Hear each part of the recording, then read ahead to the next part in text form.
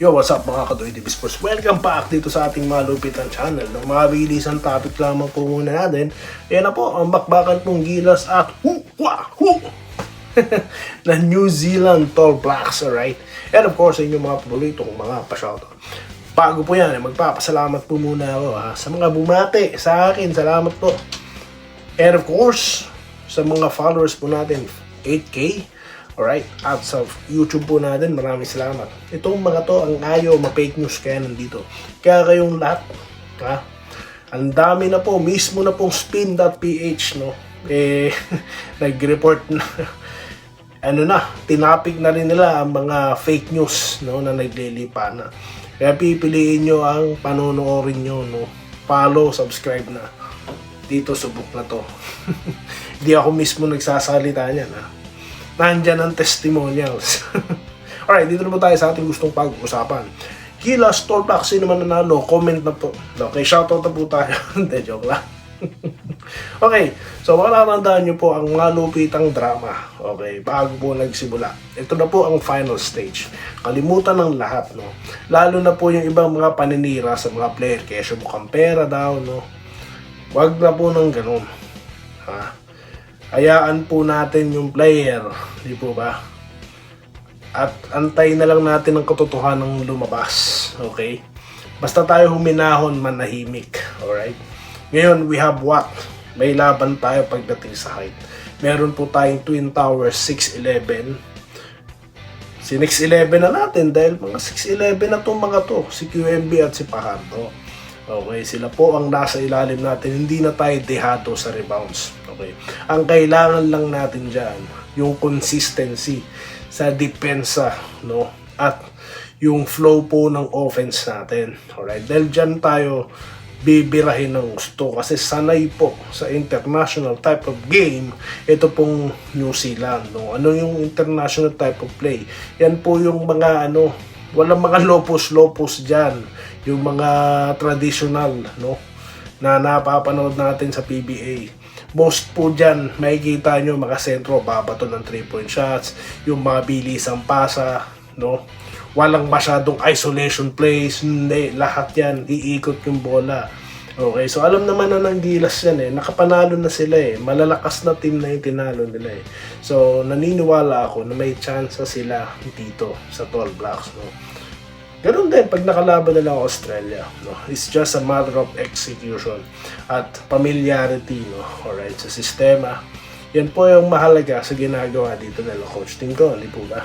Yung solid na foundation nila, hindi sila basta-basta nagdadagdag ng players Nagdadagdag man sila na na po to, nabigyan na po to ng basic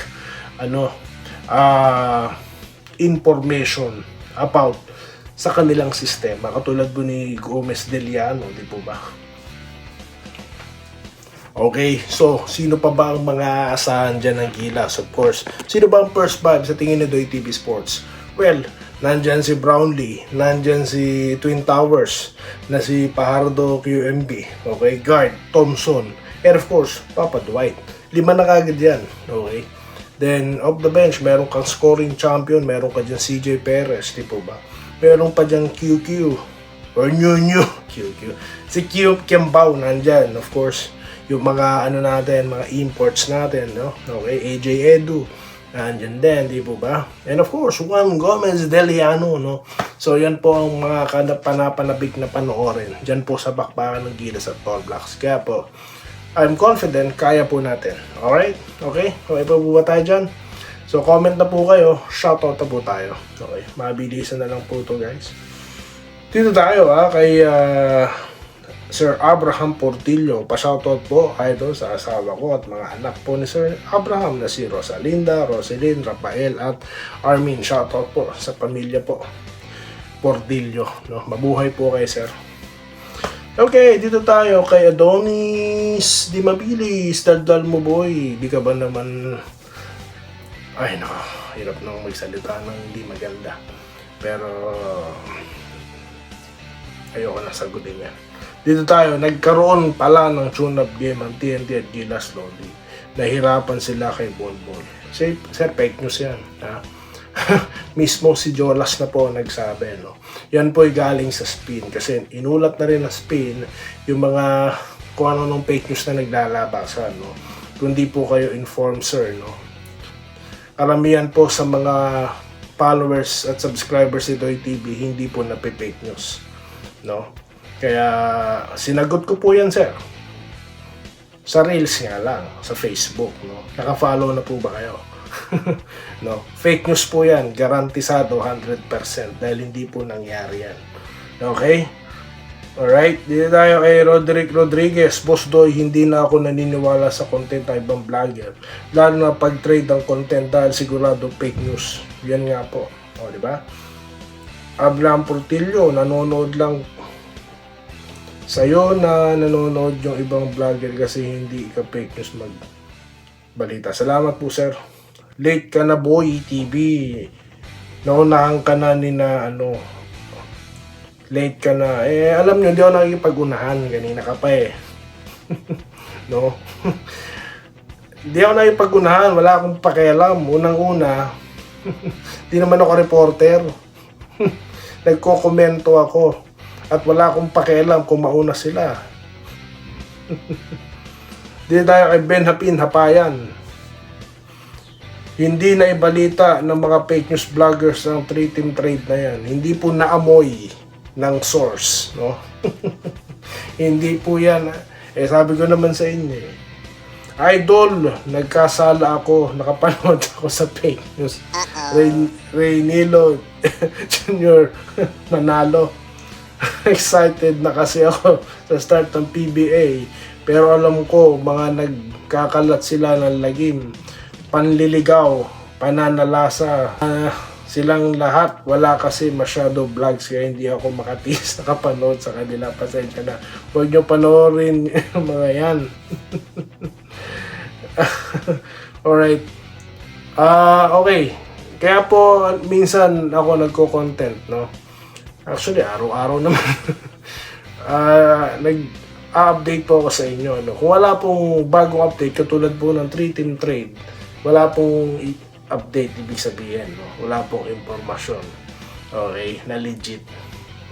Naintindihan ko po kayo, no? Kasi sabi ko nga sa inyo, nung araw, ako po yung nagpupunta sa library namin, no?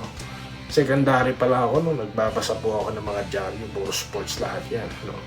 Tapos, pag walang pasok, bumibili naman ako ng diaryo, sports kagad. Ano pa kaya ngayon dito na sa Facebook? Yung iba po kasi, tinitake advantage para po for what? For the content, for the views. Para sa ganun, no? Magtapatan tayo dito. Ginawa na pong hanap buhay, okay lang sana, pero fake news po kasi ginagawa nila, no? Alright. Nasa sa inyo po yan, sir. Ma'am, no? Kung talagang sir, ma'am, sa lahat na nakikinig sa atin, nasa sa inyo po yan, for your own entertainment, kung saan po kayo, naliligaya. No? Mas maganda kung pagtuunan natin ng oras natin, yung totoo, para hindi po tayo napipeke. Okay lang po yan, Sir Reynilo. Ito, Jonathan Paroan. Kahit naman bumalik yun, wala rin. Sigo po ba yun ibig sabihin? Bakit tinebra palagi kino-content mo kung hindi ka fake news? Iba nga team, hindi mo na sabi.